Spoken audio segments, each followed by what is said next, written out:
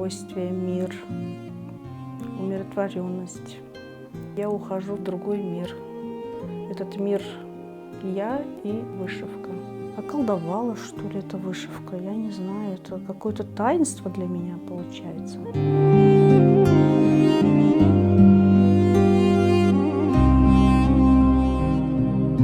Я родилась в семье воспитателя детского сада. А папа был водителем, был мебельщиком, мастер на все руки был. А я смотрела, когда папа работал на станке, я брала гвоздь, молоток, я их забивала, делала столы для своих кукол. Рисовала я всегда. Я хотела стать дизайнером. Нужно ехать в Ташкент. Папа сказал нет. Нет, так нет. И получается, я поступила в пищевой техникум.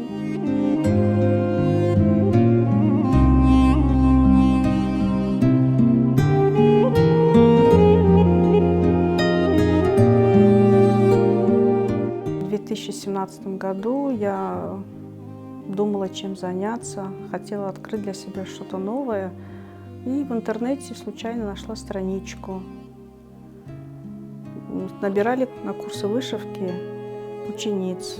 Я так зарегистрировалась на этой страничке. Венера Оджа-Курмаева перезвонила мне и пригласила на пробный урок. Преподаватель рассказывал много о наших традициях, о наших старинных вышивках, о наших мастерах, об орнаменте рассказывала. Орнамент меня и раньше привлекал, но вот как она рассказывала, что язык орнамента объяснила, как он звучит, это было что-то для меня. Когда она рассказывала, это что-то интересное, такое сакральное, что ли, с неба как будто. Вот у меня вот это все вселилось в голову. Я вот честно говорю, я пришла домой, я говорю, все, я пойду. В нашем орнаменте много благо, пожелать, благо, получия, благо, хотеть, все во благо. Здоровье, потомство, все, что мы хотим, оно в нем есть.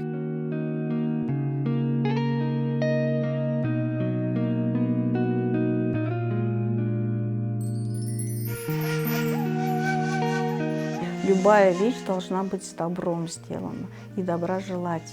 Вот сколько ты в любви и добра вложил в это изделие, это же ты отдаешь другому человеку. Делишься с ним, можно так сказать. Я что бы ни делала, я делаю это все с любовью. Я не знаю, я когда люблю, вот любовь, все. Люблю я это делать, и это моя любовь к этому фесу, к этой моей работе. Вот. Потому что я люблю каждый стежок, он проколот, он продуман. Если что-то не получается, он заново прошит. Очень много добра и любви, и терпения еще к этому. Но я никогда не нервничаю, когда шью. Я всегда спокойна. Я верю, что удачу принесет. Мои работы принесут удачу, любовь, благополучие. Когда я вот вышиваю, прихожу с работы домой, я вот с нетерпением почувствовать эту любовь. Это моя любовь. Мне это нравится делать. Я хочу это делать. Я в течение дня, бывает, думаю о своей работе. А какой цвет мне еще добавить? А какой мне вот, если рисую орнамент, какой орнамент мне еще, какой элемент добавить, куда его повернуть, куда он должен смотреть. Я сама в своих мыслях, я думаю об орнаменте, как эту ниточку так уложить, чтобы она легла с другой, и не было ее совершенно заметно, чтобы она была как бы цельная, оно все было цельное. Я только об этом думаю. Это, может быть, и медитация есть.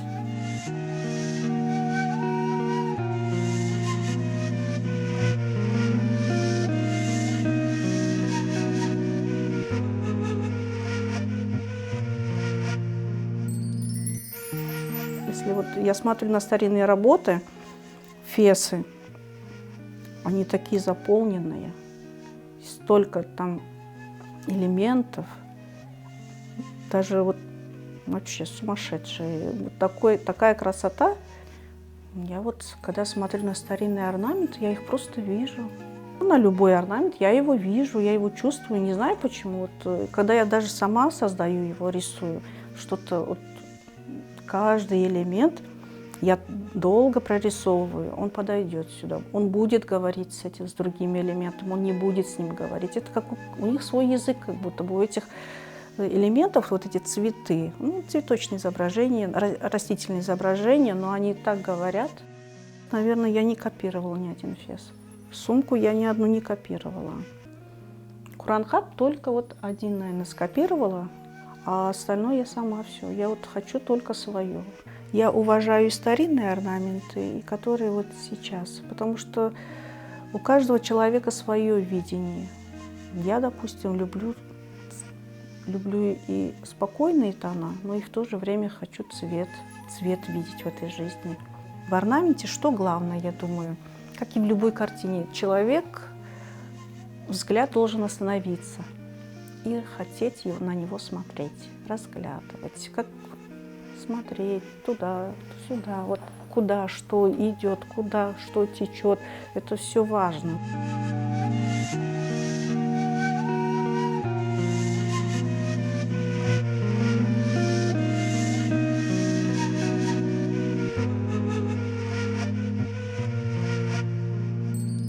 Я вышиваю куран-хат, фесы, сумочки, кисеты. Я дорожу фесом черным. Металлизированная нитка античного цвета. Там я использовала трунцал, канитель. Это была очень кропотливая работа. Я искала этот трунцал, его нигде не было. Я у своих девочек попросила, у одной оказался пакетик. И вот она меня спасла, я его дошила, можно сказать. Я хочу большой ковер сделать сама, с аппликацией, с вышивкой, создать его, продумать. Я вообще люблю думать, какой цвет у меня будет. Я очень люблю цвета, поэтому я очень люблю цвет. Какой цвет будет, какая структура ткани будет. Я, наверное, об этом думаю. Еще вот скоро, может быть, Аллах смеется, иншалла, я хочу начать панно. Тоже исламская каллиграфия, я уже выбрала рисунок, посоветовалась.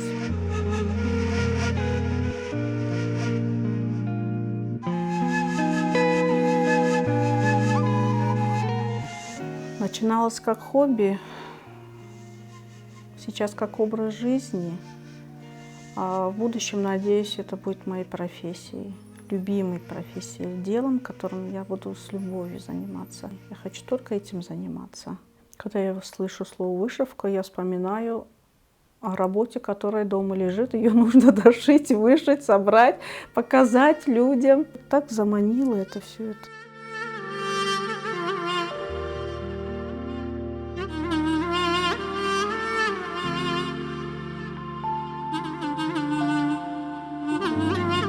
У народа, который забывает прошлое, нет будущего. Если мы забудем свои традиции,